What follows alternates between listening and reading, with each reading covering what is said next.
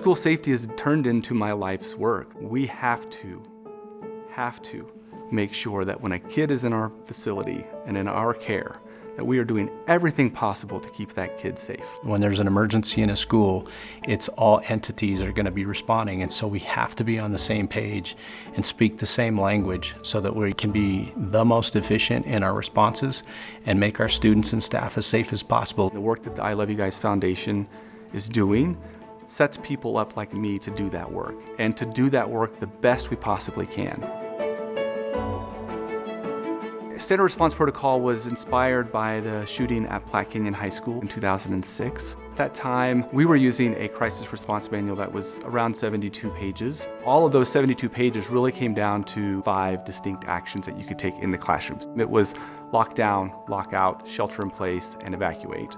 We've since have now added protocols around hold, and we are going to be changing the lockout protocol to secure. And that was really where the concept of the Standard Response Protocol came from. The Standard Response Protocol is a guide of emergency actions that school staff and teachers and students can use during emergency circumstances. They're able to provide resources that are vetted by experts from all over the country and throughout the world. The origin and the development of the SRP has always had a home in evidence-based information.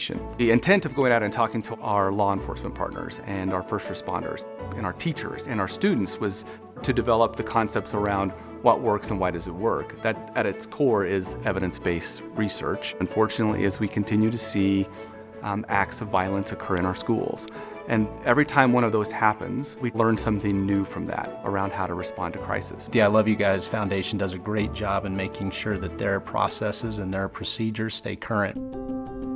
The 2021 version, the term lockout has been changed to secure. I can tell you as a former law enforcement officer, that term was often confused with lockdown. Lockouts, or a secure situation as they've changed it to now, would occur on probably a daily basis throughout all the school districts in America. Police ask the school to close their doors and secure their perimeter because there's something going on in the community that has nothing to do with the school. A lockdown is a much more serious action to be taken. Usually it's because of a much more serious situation within the school itself. Because those two actions are so drastically different, we were looking for a change to the SRP. If someone calls for a lockdown instead of a lockout, that's a much more distracting and stressful situation for our students and our staff. You would see how language was confused. Teachers wouldn't know what they were talking about. Parents would be confused because they would hear about a lockout and they thought it was a really terrifying situation when really their kids weren't even impacted by it. When you call for a lockdown, that means that there's an act of violence occurring inside your facility. But when you call for a lockdown, that is locks, lights, out of sight, and this building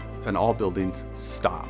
For our protocols, the only way we can release that lockdown protocol is we have to have law enforcement agencies come to this building, get keys, and they go door to door and unlock every single classroom. That takes time out of our educational environment and out of our educational day just because of the confusion between the terms lockout and lockdown. By moving to secure, our intent here is that we're going to eliminate that confusion.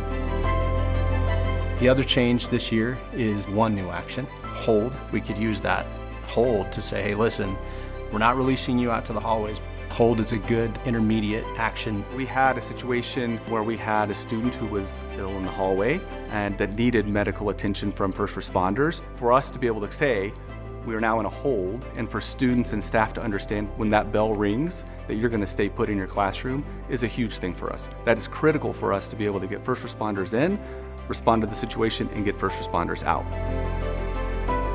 A drill it's a non-traumatic experience. It's about teaching the concepts of this is what you do, but you don't have to scare people to do that. Drills are mastery of the basics. We're just trying to teach and reinforce behaviors that we want to exhibit during an emergency. In an exercise, you bring in elements of reality that make that much more intense. On occasion, with your law enforcement partners, and oftentimes when school's out of session in a summer, we might do something like that to train our first responders and law enforcement. They need that realism. Kids don't need to feel that. Kids just need to know this is exactly what I do. It's locks, lights, out of sight in a lockdown, and that doesn't have to be traumatic. As a Director of Safety and Security, the new SRP changes allow us to be more flexible. It gives us more options, more tools in the toolbox to change the language and to base the protocols off of information that's real time and situations that really occur. It's important. This is something that has to continually evolve. We always have to improve to make it better, to make sure our kids are as safe as they can possibly be when they're in our schools. It's the right work at the right time.